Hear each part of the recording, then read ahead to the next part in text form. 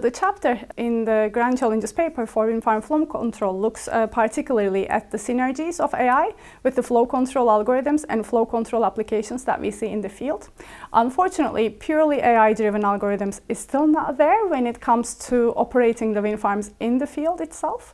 However, they are becoming more and more relevant, and bigger research community is taking advantage of those algorithms for more clever sort of modeling, and also having a little bit more optimized processes, because the data is also becoming more available for the research community too. However, there are certain limitations about AI when it comes to both for wind farm flow control, but also for wind farm optimization in general. And one of them would be the limitations of the algorithms themselves. And that looks at the availability of the data, the quality of the data, and of course, the cost.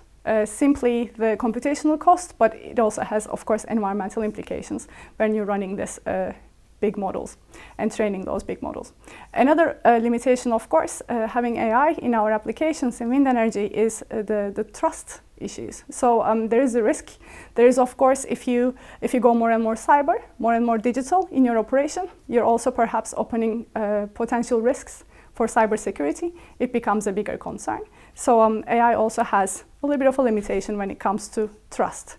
And then perhaps the concept of trust goes hand in hand with the third limitation, which would be explainability.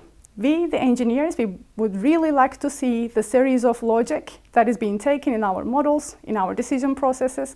And when we sort of lose that oversight a little bit, it gets us let's say, uncomfortable at times. So it would be much more useful for us to come up with better techniques of increased explainability in AI models.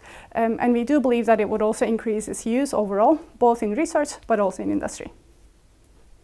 So for the machine learning part, of course, it is the data-driven algorithms that is the most relevant. But especially for the wind farm control context, we do need to be as accurate as possible, but with as fast calculation speed as possible, because this is all about the optimization framework.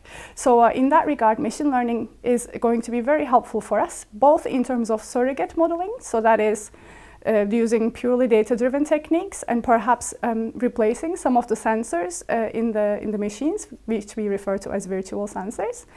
Or machine learning will be a helper for the physics-driven algorithms. So it's going to be more like a hybrid approach. So we can have all of our very well-known models a little bit more data-informed and a bit more fit for purpose for all of our case studies that we would like to investigate.